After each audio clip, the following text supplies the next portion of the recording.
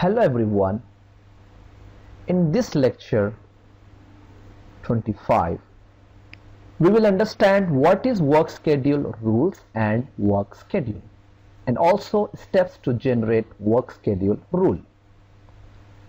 So in my previous lecture we have gone through how to create public holiday calendar, how to assign the personal sub-area grouping, and also define the period work schedule, how to define break schedules. So all those were bits of pieces. Now we have to assign them and generate the work schedule. So before we generate the work schedule, there are few steps to follow. The first one is define employee subgroup groupings. Now we have defined the personal sub-area groupings for the work schedule, but at this point we have to define the employee subgroup groupings for the work schedule. What is employee subgroup groupings for the work schedule? It means those employee subgroups who work according to the same working time. If you see the example, the employee subgroup monthly wage earners is assigned the work schedule rule early for the early shift. Hourly wage earners work according to the same rules for the work schedule. So both employee subgroups belong to grouping 1. Grouping 1 is just a number. But what is the reason behind assigning both of them to same grouping? Because both of these groups, even though one is hourly wage earner, the another group is monthly wage earner, but their working time is same. Their working shift is same. So we are assigning them to same group. So this step is completed when you assign the grouping for those employee subgroups who work according to the same working pattern. Now, the second step is you have to assign the public holiday calendar which you have created earlier. So in our previous lecture, we have created the public holiday calendar, but we have not assigned that public holiday calendar to any location. So in this step, we have to assign the public holiday calendar to the personal sub area. So if you see the example, personal area 0001 belongs to a plant in state 1, so we are assigning a holiday calendar 05. Similarly, personal area 2 belongs to a plant in state 2, so that state might have been using public holiday calendar 07. So here we assign the holiday calendar to the personal sub areas. Now this step is where all our bits of pieces comes together. Here we define the timing of the employee, the groupings, whatever we have created in the previous lecture, a holiday calendar, whatever we have configured earlier. Now in this step we have to join them together. Once we join them together, then we have to generate the work schedule, and this work schedule can be generated for 1 year, 2 years, up to 5 years or more depending on the company's requirement. Now let us go to SAP. Here if you see, the navigation path is same: time management, work schedules, work schedule rules and work schedules. Let us see the first one, first step. Define employee subgroup groupings for the work schedule. I am clicking on this. There are two activities to be performed. The first one is define the employee subgroup grouping. It is telling you to first create a group number. If I click on this, I have created a group number called Z. After I created the group number, that group number I can assign to those employee subgroups who are working according to the same pattern. So now in this one it is asking for which country grouping. I am telling it is 10 because 10 is for USA. If you don't know the number, you can click on that small icon. It will show you all the country grouping. I have picked up 10, USA. Now hit enter. This screen will come. Now you can search for your employee group. If you remember, we have created this employee group subgroups in the personal structure. So now those are coming up here. I didn't created any employee group subgroup here at this point because they were already created. The only thing which I did here is I assigned the grouping, which is nothing but the alphabet Z, which we created just now, to represent that these two employee subgroup groupings work according to the same rule, working rule. So now I'll save, go back, I am closing this. Now the second IMG node is telling you to assign the public holiday calendar to personal sub area. So you remember we have created personal sub areas, Zenith Chemicals, USA, Chicago, Houston, right?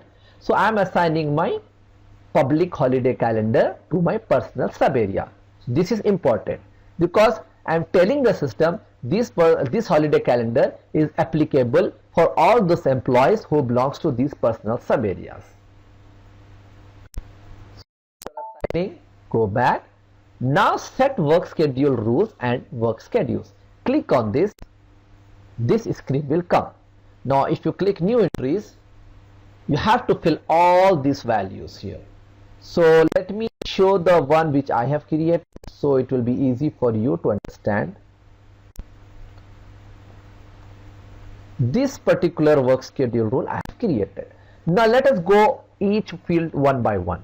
What is this employee subgroup grouping? If you remember, we have created a grouping Z. So this grouping Z is assigned to two different employee subgroups, Zenith salaried, Zenith hourly. So any employee who is belonging to those particular subgroups is applicable to this work schedule. Similarly, the holiday calendar ZS, personal sub area grouping 09.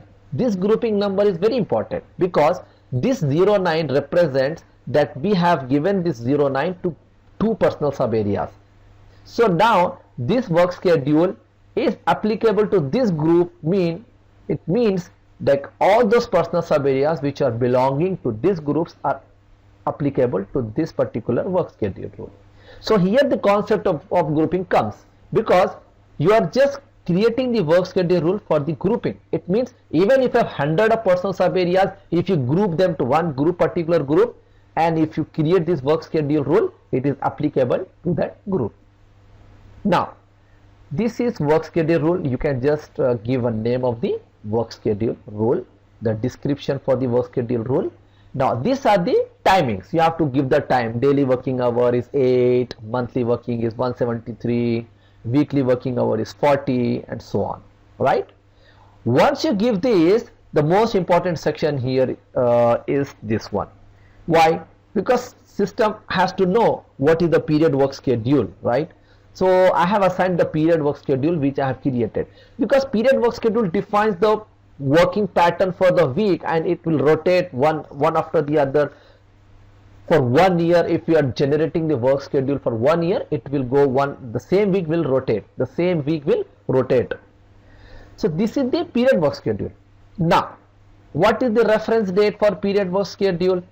It is telling from which date the work schedule should be generated. I mean not generated, like from which point from the period work schedule this particular work schedule rule is applicable. I am telling it is applicable from 1/1/2014.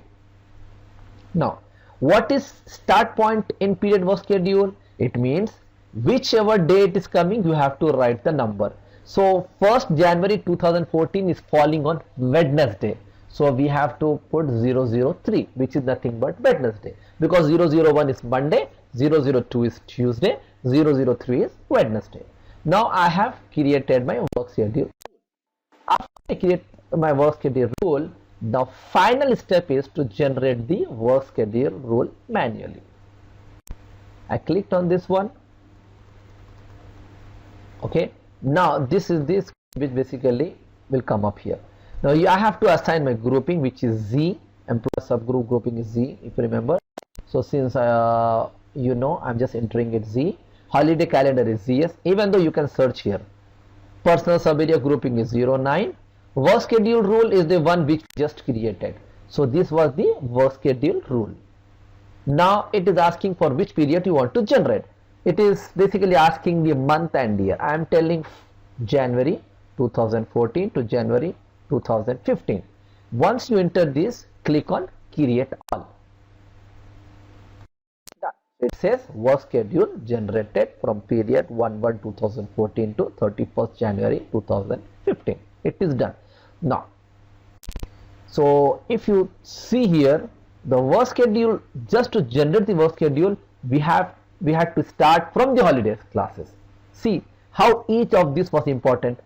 You cannot just go and create work schedule like that. All this configuration is important just to generate work schedule.